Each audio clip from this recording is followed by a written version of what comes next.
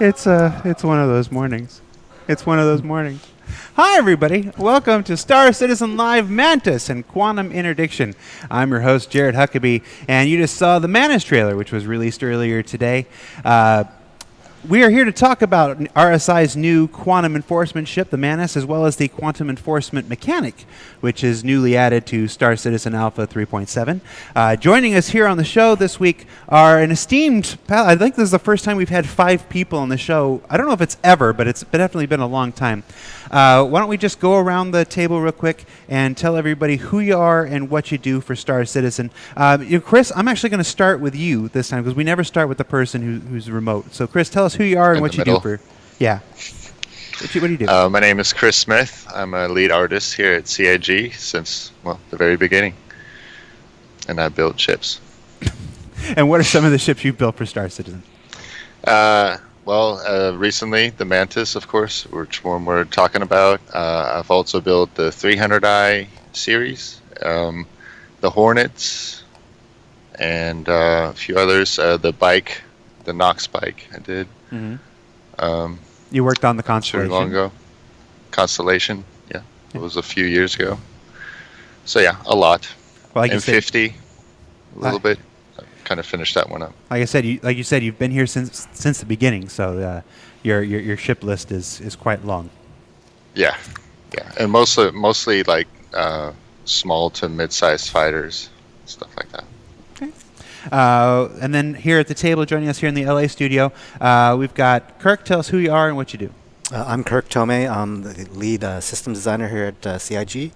And I work on ships, the implementation of ships, and ship-related systems. The QED and the quantum enforcement is the most recent thing that we worked on. Gotcha. And as systems designer, in the basic sense, what does a system designer do? So we actually determine what gameplay is going to be like for ship-related systems. So how does quantum enforcement work? What's the philosophy behind how players will interact with it? How does it affect other players? How does it affect other systems within the game? The interaction with quantum enforcement and AI was something we had to consider for this particular system. Things like balancing the gameplay, and really our job is to make things fun. I mean, it's kind of an undefinable goal you're getting to, but what makes these things desirable for players to interact with. And then immediately to my left here, we have some of the people that take those ideas, those directives, and make them a reality. We have a couple of engineers. Mark, tell us who you are and what you do. I'm Mark Abent. I'm a lead gameplay programmer here at the LA studio. And my job is basically to work with Kirk to make his awesome designs practical and functional in the game. So with this Mantis interdiction device, once Kirk was able to finalize what we would like to see in the design, it was my responsibility to take that and see how we can make that magic happen and what limitations we had and what we had to do to address maybe some of the things and maybe adjust some of the requirements that we could actually achieve. And then once I was able to break down that stuff, I handed it over to the person on my left. Hi, my name is Aldo Fanalli, but please call me Aldo. I'm a senior gameplay engineer at CIG since roughly 1 year when I joined the company, and I've worked on the Mantis making the translation, if you will, from the human language into computer language of the various features and functionalities designed by Kirk and other designers. Yeah. And this is your first time you've ever been on video, isn't it? That is correct. I'm terrified. Well, thank you so much, Aldo. I usually have a pretty long-standing policy here. I don't approach anybody in their first 6 months. I usually let people get used to Star Citizen, get used to the product, because this is a very dense project with a lot of tribal knowledge. It takes a lot to catch up on when you come in. So I usually try to give people at least the first 6 months. So you got a bonus 6 months, but I'm really happy that you're here. Thank you so much, Aldo. Thank you very much. All right, so we've got designers, we've got programmers, we've got engineers, and we got artists. We are set to cover all aspects of the Mantis. Now, earlier this week, we put up a thread on Spectrum, which is our communication platform on robertspaceinitiatives.com, to start collecting questions throughout the week. And just to, we would have those questions right now. We were able to print them off just before the website went down this morning. Yes, I'm sure that people are aware that the website is currently down. I'm told that we are working on it, that we have our best people working on it. They quoted Raiders of the Lost Ark, so I know they were serious about it.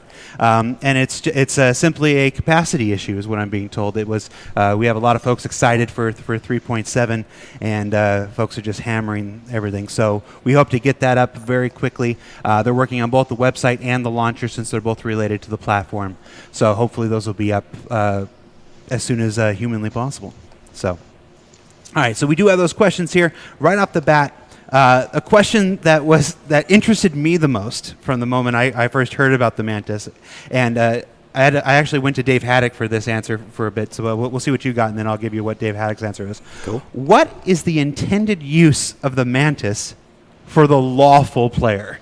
Because at the surface, the Mantis seems like it's pretty obviously not for people wanting to be on the right side of the law. But you can definitely use it for piracy. Mm-hmm. You can. Yeah, that is one of the uses that it kind of is not designed to be tailored to, but kind of fits that role nicely. But the lawful player, really, the whole point of the QED is to stop players from either pulling them out of quantum travel or preventing them from entering quantum travel and quantuming away. So for the lawful player, it's really to stop any players that you may consider a criminal, or that the game has determined that you're a criminal by your criminality stat, and prevent them from escaping either out to another area, or just away from you, or away from the particular lawful zone that they happen to be occupying at the time.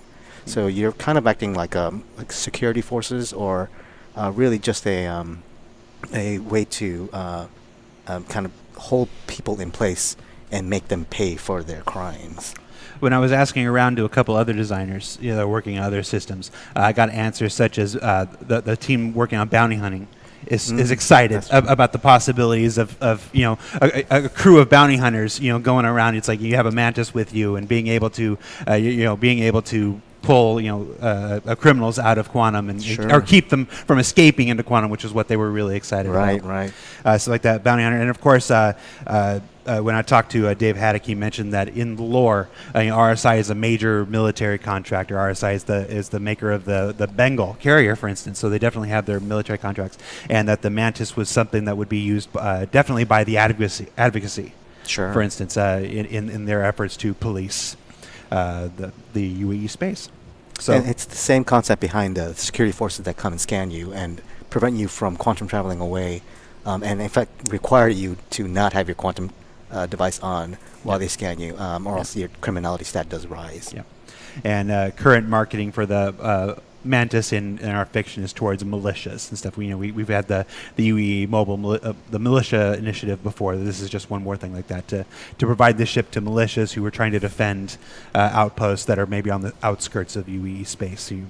But there's plenty of lawful uses for the Mantis. Sure. All right, Chris. The most voted up question in the thread was actually one for you, and I was really impressed. The RSI Mantis, which, if I'm allowed to have an opinion, I absolutely love the look of, does seem like it's a bit of a design language departure from other RSI ships. Am I right in that, or are they right in that? And if it is this the future of RSI ships? Is just an aberration? What are we talking about here? Well, I wouldn't say it's necessarily a departure. We really don't have that many RSI ships in the game. We have, the Aurora, we have, the Bengal, and what's the third one? Constellation. Constellation, that you worked on. And those are all like very military style ships. This one is a little bit sleeker. It was designed by a different person, Alex, one of our concept artist. Yeah, we had him on the show last week. Yeah, really good guy. Like his stuff a lot, and I think it's kind of like a car manufacturer. Like that builds different cars. They don't all look the same, but they do share like certain features with it. Like so, if you look within the Mantis, you will see similarities or RSI language. So to say, like the inside columns of the ship, for example, are very much like the ones on the Constellation. The front window even kind of echoes that language style. So yeah, I wouldn't say it's a departure, but it's just like a different ship in the series. Stretching their RSI. legs. It's RSI stretching their legs. Yeah. Cool. We've had conversations offline before. I'm a big fan of the visual look of the Yeah, ship. I mean, I think it was pretty successful. It's very strong. The overall design language, it's well thought out. And I mean, I wouldn't be surprised if we definitely like in like some of the medium to small ships, maybe even some of the biggers, we will see some echoes of the style of the Mantis and some of the future RSI ships. Yeah, I'm legally obligated due to a YouTube comment to say that my favorite ship is the Carrack, but my favorite looking ship, at least at the moment, is the Mantis. All right, when the quantum enforcement drive is the quantum enforcement drive is exposed when it's in use. We've seen it in the trailer. It opens up, it exposes the drive. Will we be able to sub-target the actual quantum enforcement drive in the Mantis and destroy it like we do with other components? So it's excuse me, it's actually a quantum enforcement device. But we can't currently target it, but we are exploring ways in which you can sub-target the QED in particular, and keep hitting it till destroy it, and then it will disable the device. That is something we're looking into. That is not currently available in 3.7, but we're hoping to be able to make that a reality soon. With all subsystem targeting. Sure, right. So and because it's an external item, so one of the difficulties in the future, in the very near future, is going to be a concept that we want to introduce, which is being able to sub-target internal items, things like power plants and shield generators and the like. That's difficult because of the differences between how we actually physicalize items on the exteriors of ships and the interiors. Excuse me. However, because this is an external item, that should be something that we can solve for the QED. It also goes with since item 2.0, we've had everything basically be componentized. So the health, the physics is, as long as you strap them onto these items like this QED device, it will function. It's just we have to add in those extra bits to make them, if the health's low, it has to do this behavior, that behavior, this behavior. Right. So, of course, every time we do the tier 0 requirement, we want to get the base functionality in and then add in those extra bits. So we could add a health component and then allow the sub-targeting system to target it, and then you could shoot it. But it wouldn't be fun as a player until we add in those extra bits where we notify you that, oh, your device got hit, and it's so the gameplay changes about it. So it's more like we have the ability to do it, but we want to once we combine them all, we want to approach the behaviors and add those behaviors onto it before we release it. Yeah, we want to complete the gameplay loop for that. Yeah. Because yesterday, actually, Matt Intrari, which I'm sure a lot of people know about, and I were messing around with the actual physicalizing the rings that compose the QED, and it's actually very visually impressive because you actually get knocked about as the rings encircle you, and you can enter the middle of the rings and feel very godlike in the midst of the QED firing. So it's pretty cool, but we need to make sure that all aspects of the gameplay work before we release it. All right. I guess I'll have some of what you're having. Yeah, turn on some white rabbit.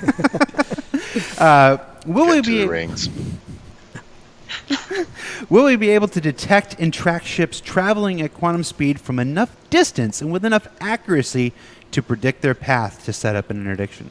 Oh, that's a great question. So the short answer is currently not. We do hope to investigate being able to predict where players travel from quantum point to quantum point in the future. Obviously, that's the most effective way to utilize the QED. So some of the things that we're thinking about are perhaps introducing things like heat maps into the star map. So the most traveled quantum travel lanes could perhaps have maybe the glow for that indicates the most used lanes becomes brighter as you as there's more traffic on them. So it's just like seeing them on some kind of electronic map. You see where people travel the most, so that you can do what we talked about, which is basically one analogy for the QED was that you're fishing. So you'd have these streams that represent the most traveled quantum travel paths, and you're setting up like a net. And so you want to know, hey, where is the most effective place that I can set up these quantum enforcement or quantum snare volumes, so that I'll have the best chance of actually entrapping people. The other thing that we want to do is perhaps make some improvements in the radar, so that we can detect players at further distances than we can currently. That way we can actually not only perhaps increase the distance at which the QED or the quantum snare is most effective, but also allow you to know where they are when you do pull them in at those larger ranges. Because right now, the way we're doing our client streaming, the device doesn't allow us to get much further than we have streamed into the client. And so these are things that we'll need to experiment with and figure out what's going to be most effective for not only the gameplay, but how to communicate that to the player. Right. So you're referring to when things are called out after they travel a certain distance away from you. Those items are called out. Right. From you as part of OCS and stuff like that. Right. You want to talk about the technical limitations we have Sure. right now, the distances? Yeah. So like right now, we have client-side streaming, and if a vehicle is not within a certain range, we stream it out. Now, if you're a player, you'll always be streamed in on the server. You'll always be there. But if you're not a player and you're just a random entity, you could get streamed out once we enable server-side streaming. And that brings some problems, because right now we're kind of accounting for all the things to be there when we interdict and when players are detecting things on the radar to be there on the server. But if they're not there because things are streaming out, we now can no longer rely on the dedicated server, which means we won't be able to know where people are traveling towards unless they're a real person. This is where we want to kind of move stuff out of the dedicated server into maybe more of the back end. So right now, the Quantum Drive just fully functions on the dedicated server because players will always be around. So it's kind of cool. But if we ever have to do any kind of interdiction, or we want to see like trace points of where things are, we kind of have to know what they are to report to the clients. And that gets difficult if you want to then report some of that stuff to the back end. So there's been some talk about how can we rearrange some of this data. Maybe we could put some of that information about how we're jumping to the back end, so then we could be aware of all the players on the server. So, it's also going to get more and more challenging as we add more players into a server. Maybe we want to remove some of that logic out of the server into these like back-end services that they could run, oh, this guy's quantuming, and then we don't have to know where he's going to be until we want to pull him to see maybe the path he's going. Mm-hmm. Maybe he'll get interdicted and then put him in there and then report it to the client or something fun. So in the future, a lot more stuff is going to be in like these services, and we got to figure out how we're going to relay the information between the server, the backend, and all the clients, so we could get that information where I could pull up, a heat map or something to see where all the players have been traveling, rather than going through every quantum drive and go, hey, are you traveling here? Are you traveling here? Are you traveling here? So we want to have, especially like right now, it might be okay because we have only a few, but if you want a server with thousands of players, you can't do that. We need to rely on like the servers and the services more. And once we're finished with like systems, these underlying systems, how much fun would it be to actually bring up the star map and you see all these paths, and then you actually see maybe dynamically where everyone is, and especially the ones that are actually quantum traveling, and where the quantum quantum snare volumes are in real time, and then you could actually see all this information, and then make determinations of where you want to park the mantis and actually activate the quantum enforcement. Yeah. It's one of the commonalities we face whenever we do tier 0 implementations. Tier 0 implementations of game features are almost always dependent on what's available in the game right now. All of these systems, they're designed independently, but many of them have dependencies that this team or this feature, and when those aren't where we need them, at what point, tier 0 implementations tend to have a lot of limitations on them, and that's why we call them tier 0. Then there's tier 1, tier 2, tier 3. So it sounds like there's quite a few options ahead of us for this to grow in the future. Sure, absolutely. Aldo, were there any changes to quantum travel? Were there any changes to how quantum travel works? Because quantum travel has worked one way up until this point, and I understand from conversations I've been having that there were some changes to the way that quantum travel works itself as a result of this new feature coming online. What can you tell us about that? Yes, that's correct. We had to update the back-end services with the trajectory constantly, if you allow me to say this word, and do some little prediction in order to be able to detect when someone is actually being enforced by another player. So we have to track both the position of the player who are activating a quantum snare and the player who are quantum traveling in order to detect when they get caught by the Mantis. Basically, this was basically the main challenge in this development cycle that we had to tackle. It was a lot bigger too, because like a lot of the work that you had to do is in the beginning when you did quantum drive for like the longest time since we've had it, the moment you activated the device was when we determined if you were going to get interdicted or not. And I know some players use that to their advantage because that's when we streamed in the mission and they could go, oh, I could cut off my device and not get interdicted. Oh, Mark's giving away secrets here. We know that trick now. Yeah. So now, other than we know we're going to fix that, some of the work Aldo did was, well, what did you do to fix that? Oh, yes. We had basically to send constantly messages to the back-end services, and we had to tweak the probability of being interdicted by an environmental mission.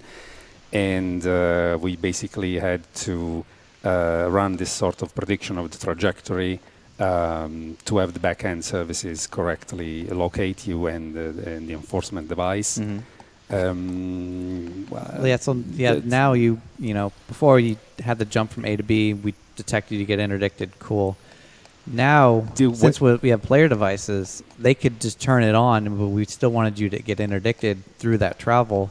So some of the work that you had to do was like, as you're traveling, now we send consistent messages with your prediction model to see how far out or if you would get interdicted. And I know there were some fun complications that you ran into with the notification, the effects with the interdiction, because we know we have that warning that we want to give you that you're about to be interdicted. But if someone just pops up a quantum interference device right in front of your face, there's only so much time we can give you before you're smacking right into it.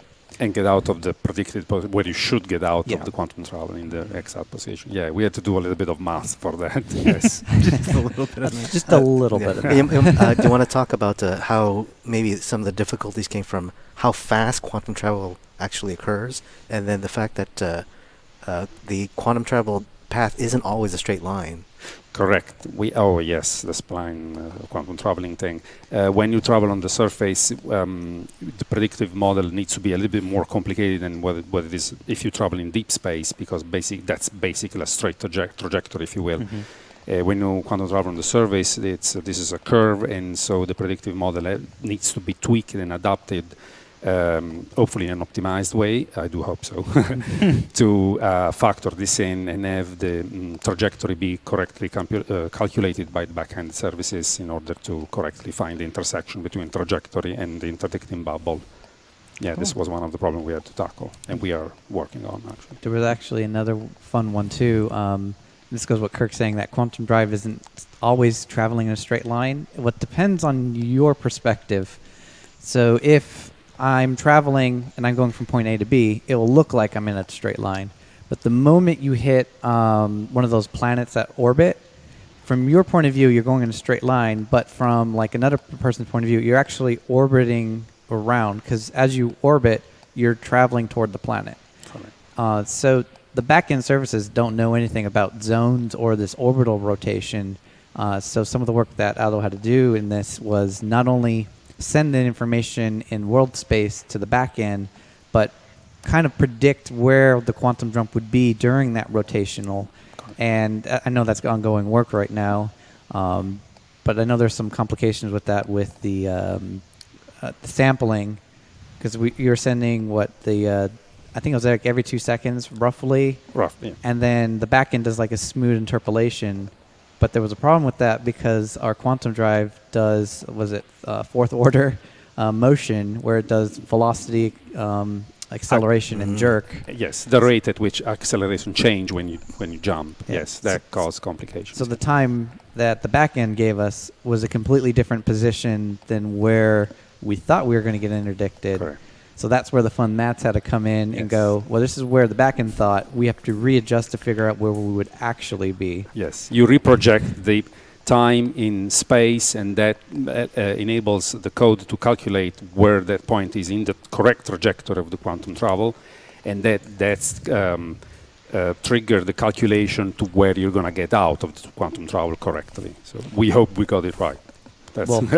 We'll find out when see how players use it. Yes. Just to sum up some of the. Thank God I'm an artist.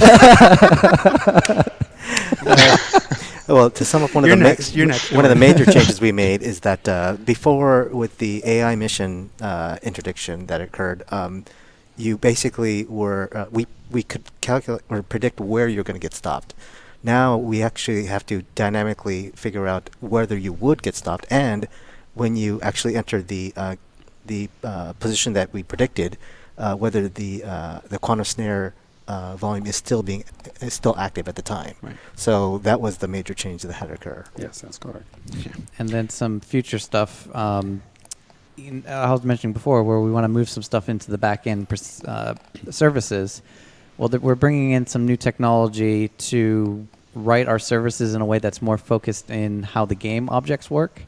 And right now, a lot of our back-end services are written in like C# or some I forgot what the language is, but it's a whole different story.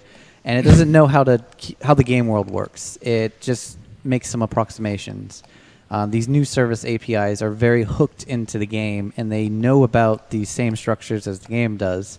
And they're more on the C++ level to allow us gameplay programmers to write the code ourselves and not rely on like another engineer whose sole focus is the persistent or the back-end stuff.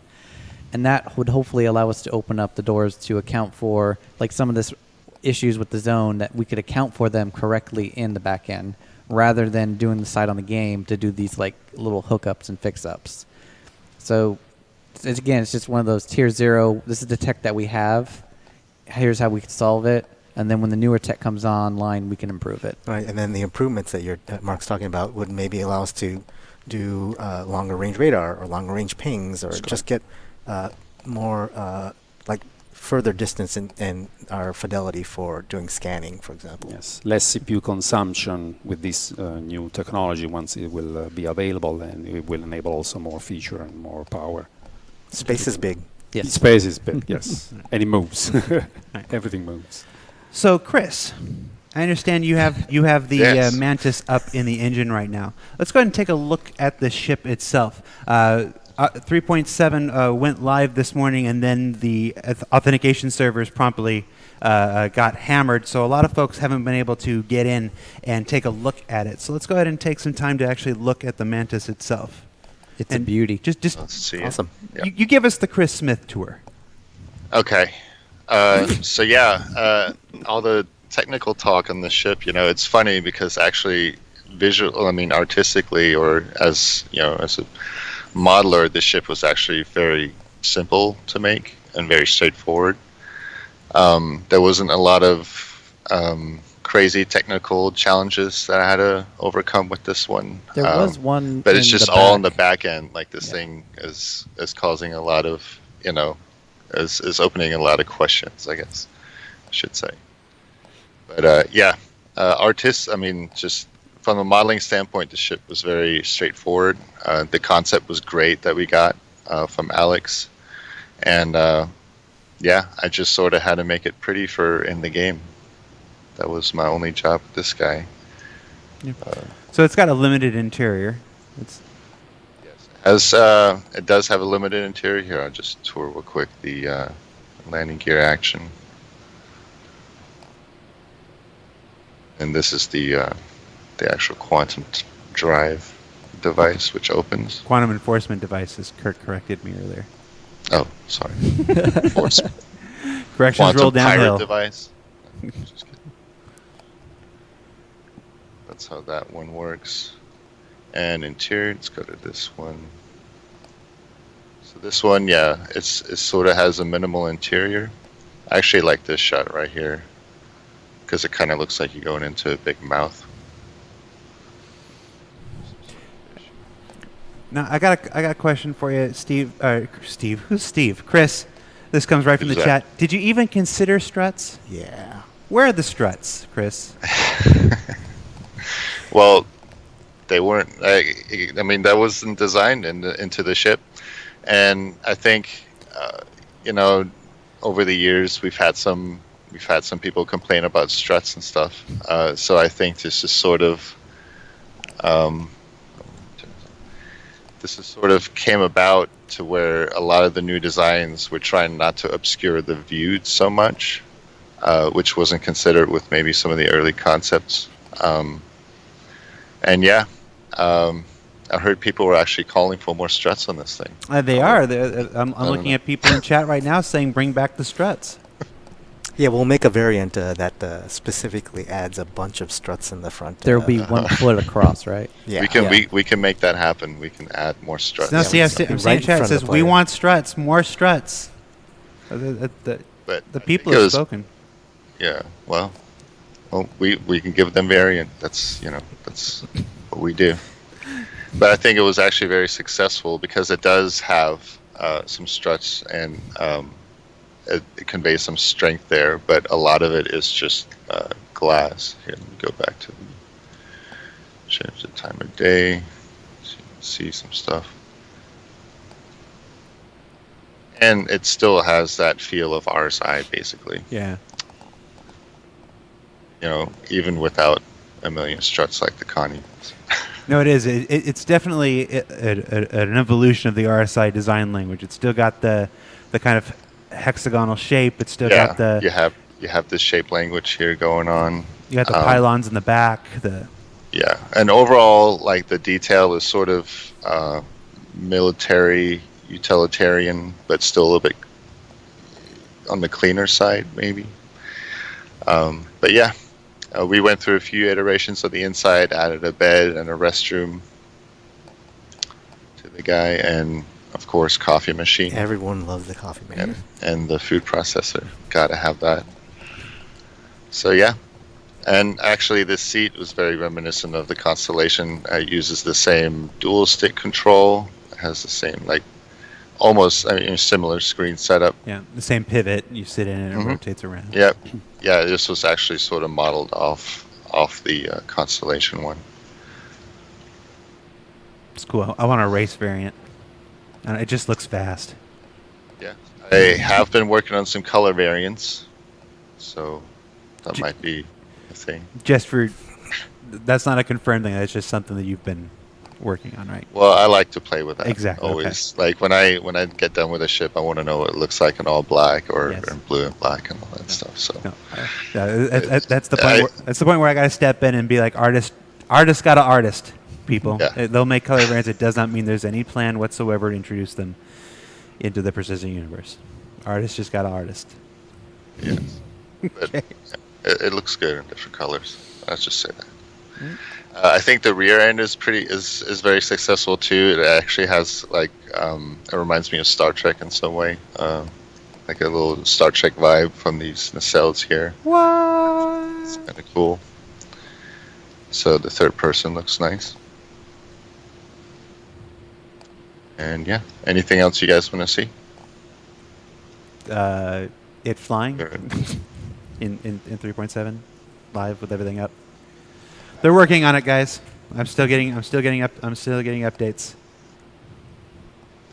updates. Okay, moving on to the next questions here. Will quantum enforcement be an automatic criminal offense in the UE when it's used by civilians? Depends on the particular jurisdiction you're in. There are currently criminality settings for utilizing the QED near the jurisdictions that deem it a criminal. Hurston, our court. Right. So if you do turn it on, you'll quickly notice that you'll get crime stat warnings. And that's something that we want to expand in the future with. Yeah, it's something that'll evolve along with the law and order system as it continues Right. to evolve. Correct. You know, you'll have to tracking your jurisdiction that you're in will become a very important part of life in the STAN system and in the Star Citizen universe as a whole. Yeah, knowing it'd be when nice and to- where you can do certain kinds of things. Right. It'd be nice to be able to go to a screen and then know what's legal and not. So It's on its way. something, yeah, we're going to be working on. All right. This was a big question. So you've now been interdicted. Can we fight back without triggering criminality for ourselves? Yes. So you should be able to turn around and attack the person that has interdicted you. And to be honest, if you are a sole mantis that's doing an interdiction, it's kind of at your own peril because we all know the Mantis is not the most heavily armed ship in our fleet. I was watching poor Detox try to take somebody out in a Mantis the other night, and it was not a pleasant sight. Yeah, so you'll want to have friends with you, unless you happen to pull a much smaller ship or a much smaller AI that you happen to interdict. So it's best utilized with others to do the attacking for you. Yes, you should be able to retaliate. And if you're a larger ship, retaliate pretty effectively once you get pulled out. So, Yeah. I saw the conversation with Dave Pollard, and we've talked about this before in other segments on the law system. Basically, the system tracks who shot first. It tracks aggressors, and there was some question about whether using the QED would count as an aggressive move to some other people. And in some earlier builds, it wasn't. It wasn't, so that if you defended against yourself, you looked like the aggressor.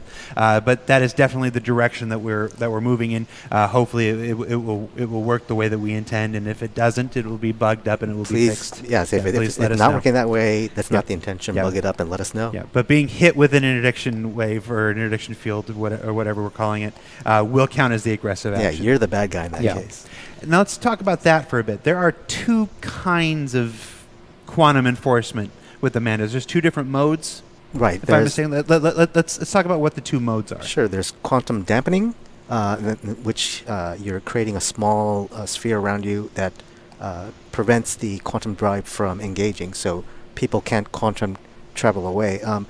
Right now, it's a 2,000 meter radius volume, so you kind of have to sidle up to someone to make use of that.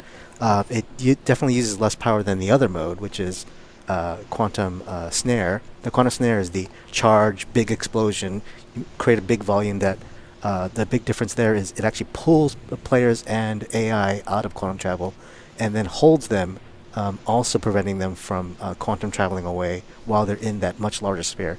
At the current time, that is a 20,000 meter radius sphere. Mm-hmm. And to mitigate some OP use of it, there are larger green zones for each of those, the quantum snare and the quantum dampening features. So the quantum dampening green zone extends a little bit past the normal green zones we have.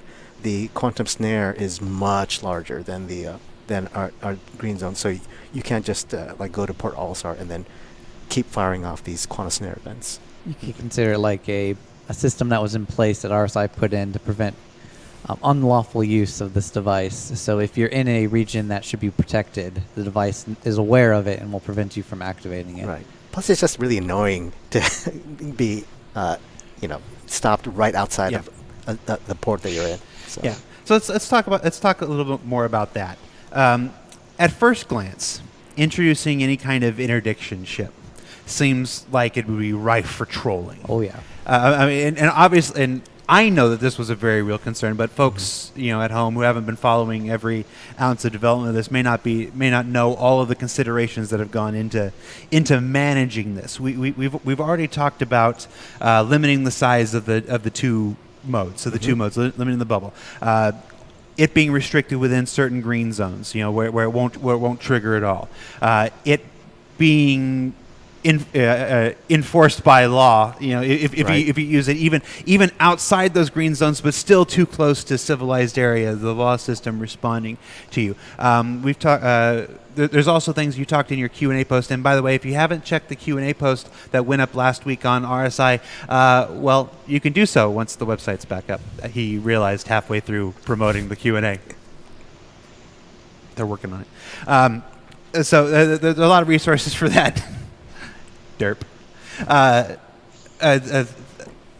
What are some of the ways that we've gone about trying to manage this threshold of trolling? Well, that was one of the main things we were worried about up front.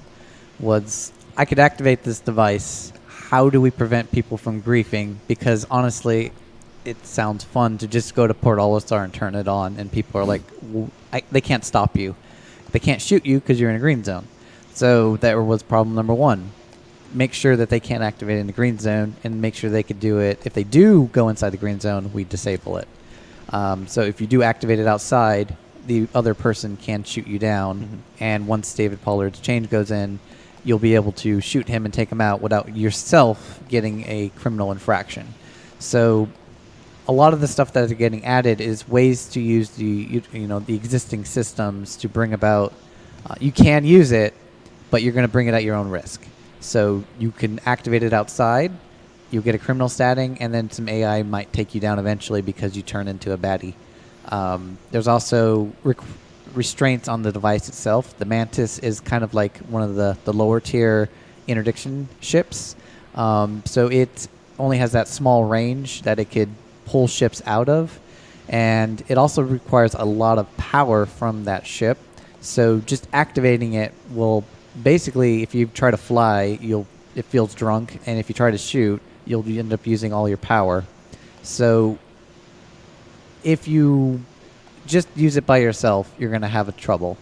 If you use it with some other players and you form your own little group, that brings in some systemic stuff, and then the question is, how do you go and retaliate?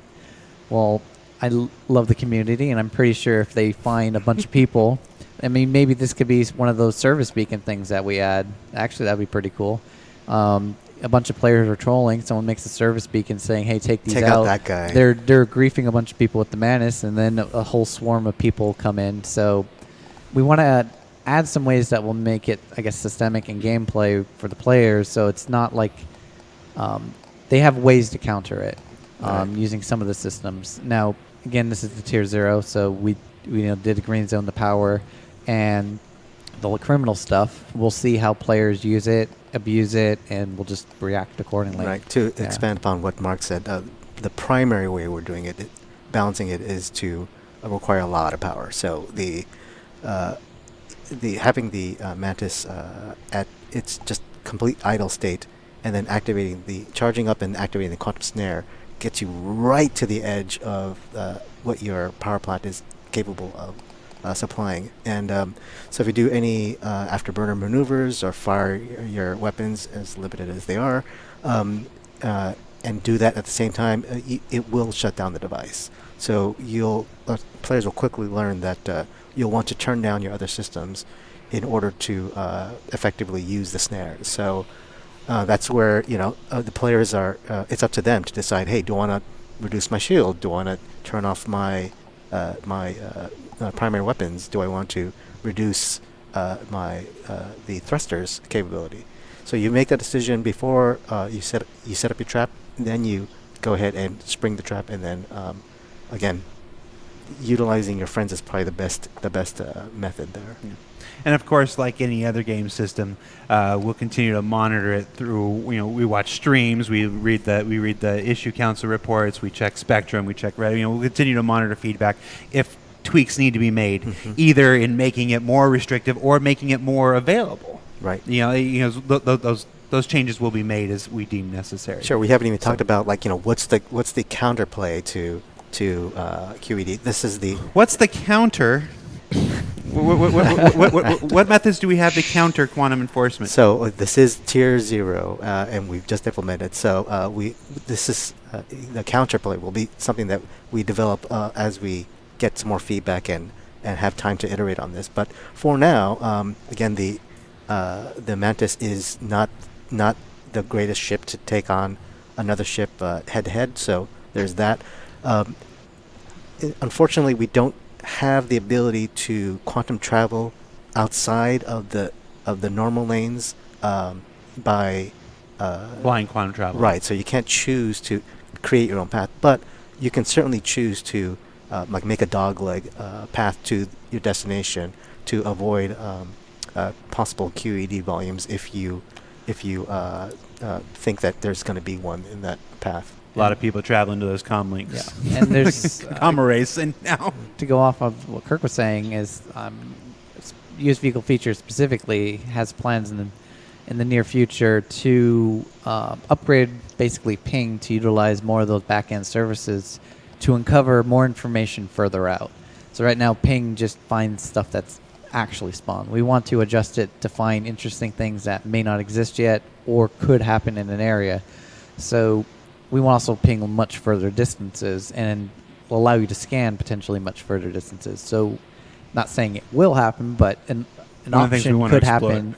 Something we probably would explore is maybe you would do a large ping and we discover maybe there's a interdiction happening in that area. Maybe not give you the exact coordinates, but like that area has some kind of interdiction play. You should be wary. Yeah, give you a clue as to where these things could be.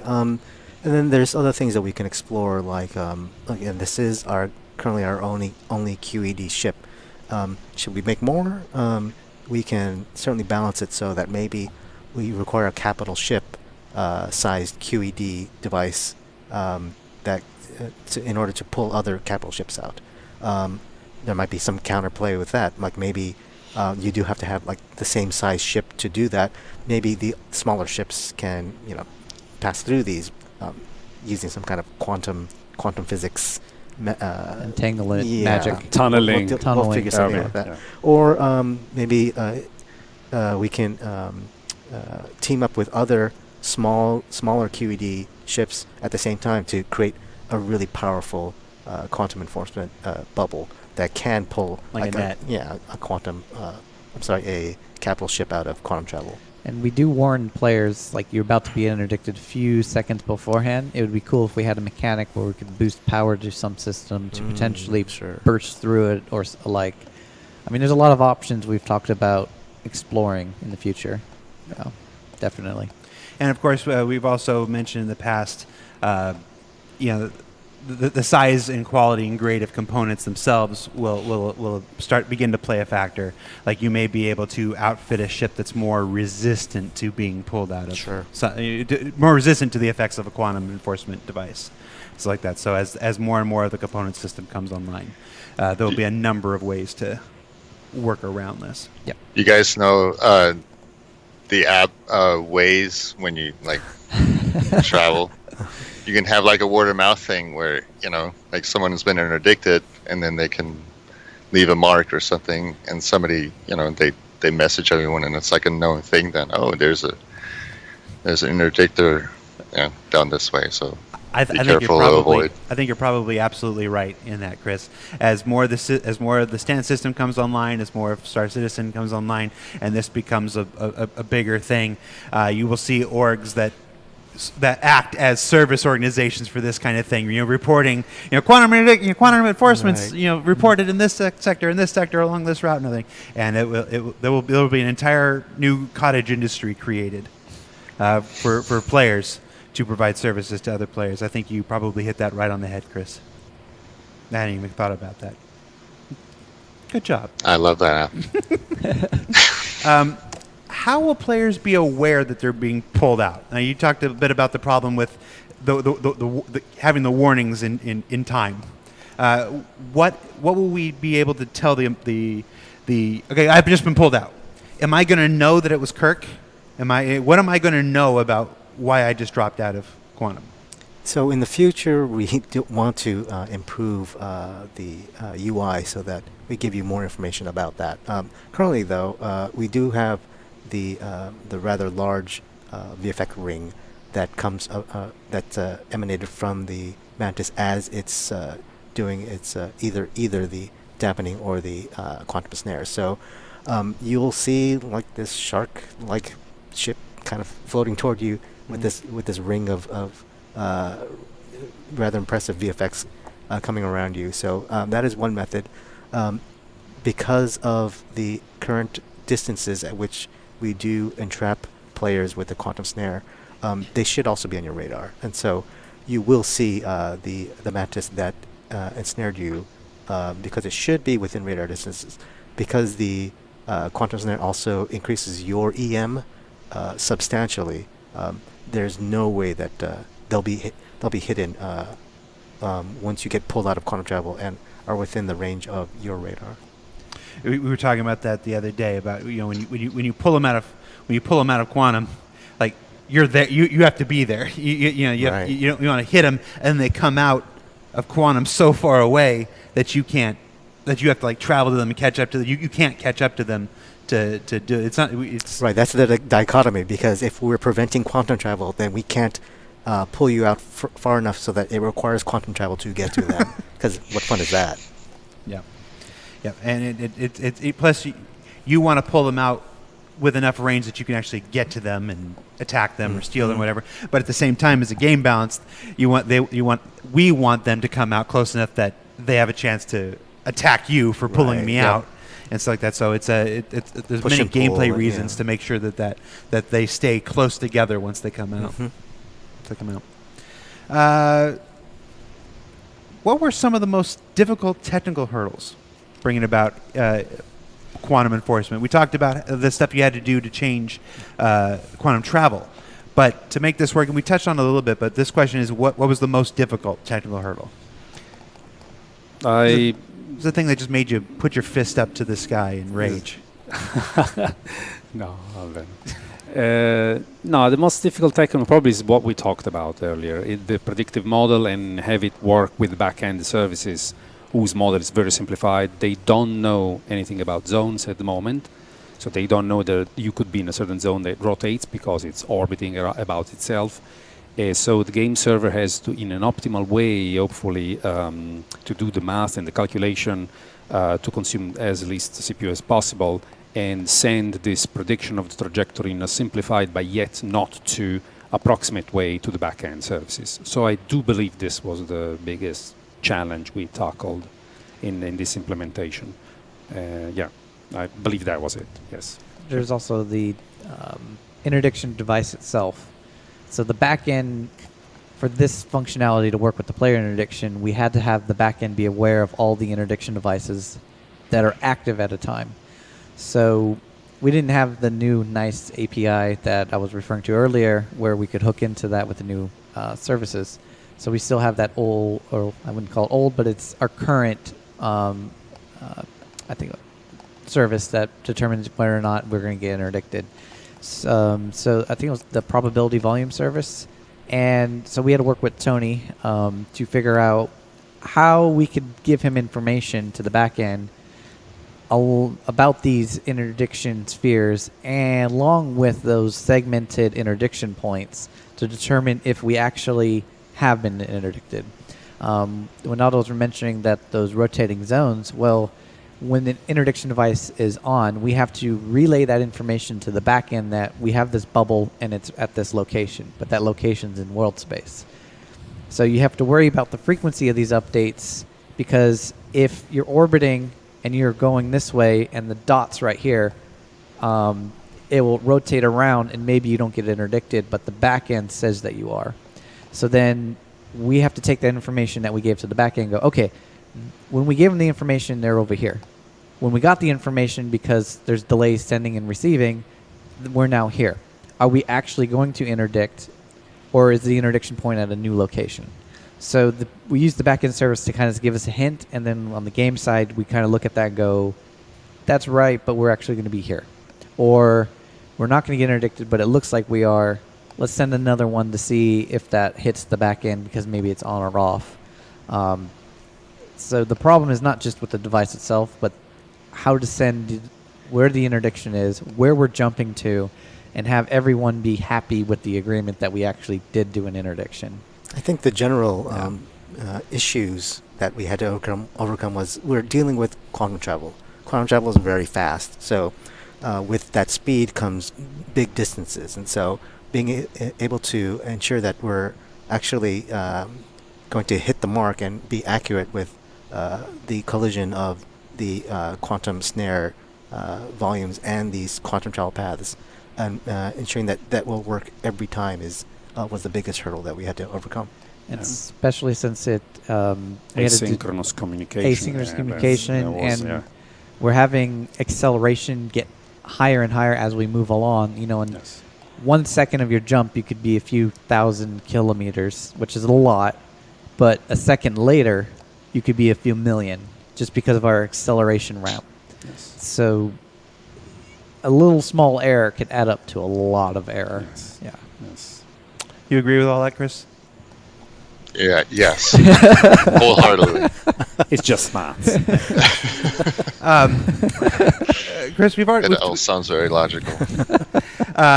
We talked a little bit already, Chris, about how the Mantis has taken a lot of the existing RSI design language and maybe evolved it. You know, maybe brought it forward quite a bit. We've been making these ships for a while now.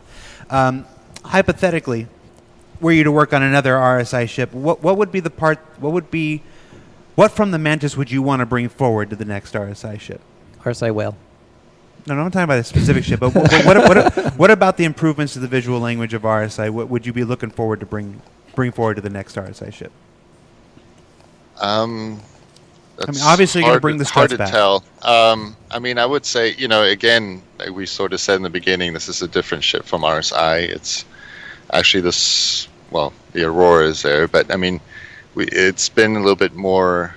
This one is a little bit sleeker than the ones before. I would say. The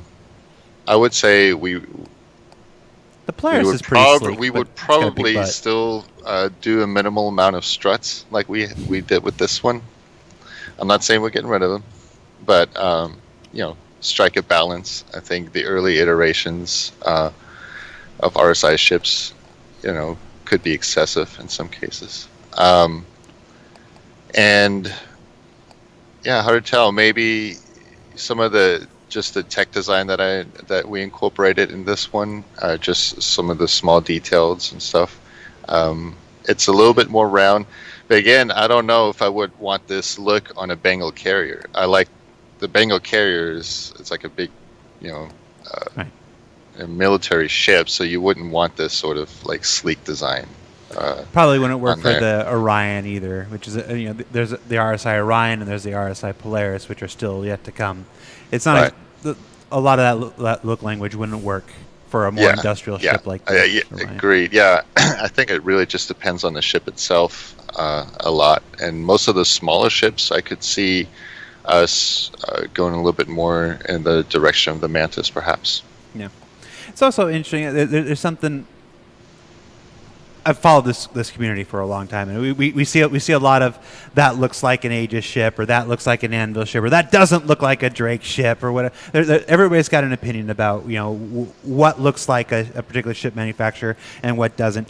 You made a good point earlier that as far as ships that have been implemented into the game, we don't actually have a lot of RSI ships that have been implemented in the game, since the Bengal and the Polaris and the Orion are still outstanding. It's really just the Aurora and the Constellation before this. So that still leaves a lot of room to explore what it means to be an RSI ship, and I think you've done a pretty good job with that with the Mantis. Thank you. Okay, cool. It was a pleasure. I really like it, and I don't get to give compliments to people very often, so I'm going to do it. Well, when I saw it first, I thought it was. I liked it too, but I thought it was more like, when a car manufacturer, they'll hire some external designer to say, "Hey, go do an experimental design to see how it looks." Right. That's exactly what I thought when I saw this. I'm like, I kind of like it. And you make a good point. Not only do manufacturers do that very often, but they also get influenced by other manufacturers when they come out with something real popular. That's Remember true. when the Mustang was redone by Ford, and how many other car companies started taking after it, or when Dodge introduced the Charger, then they redid the Charger, and how many other car companies started going, okay, we're going to start taking some of that shape language. A lot of that is actual car designers moving from one company to the other. And then that's how that happens. That's true. I mean, I wouldn't put it past I wouldn't put it past anybody to say RSI might have hired somebody away from Origin. So some of those, some of those lines, yeah. There's definitely some influence there. There's influence there. All right, that's it. That's all the time we got. I gotta let you guys get back to work. Thank you so much, everybody, for taking your time to join us.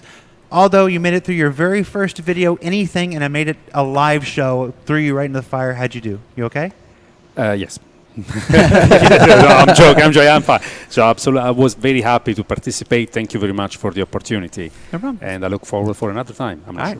I'm going to remember that. Already warmed up. Yep. All right. So that's Kirk. That's Aldo. That's Mark. That's Chris. I'm Jared. That's all we got time for here on Star Citizen Live. Keep an eye out on the website, guys. I've been reading updates. They are still working on it. They've made a lot of good progress. It's just as they get past one thing, there's another thing and another thing. So as they're trying to free up the bandwidth and everything to make way for all of the people that are trying to get into Star Citizen right now. It sounds like a trite thing to say, but that's what I'm being told, and I've been looking at the chat. I don't doubt it. We've got more viewers on than we normally do. It sounds like folks are pretty excited about Star Citizen right now with the caves and the Mantis and the Defender and all that good stuff. Did you see that Defender trailer? Oh, it's great. Mm-hmm. I actually just saw it for the first time today. I wasn't involved in it at all, so I got to see it for the first time today. It was pretty good. My favorite thing about the Defender is all the crab-eating boxes videos that are coming out. It's awesome. Awesome. All right, guys. Take care. We'll see you next week, everybody. Thank you very much. Thank you.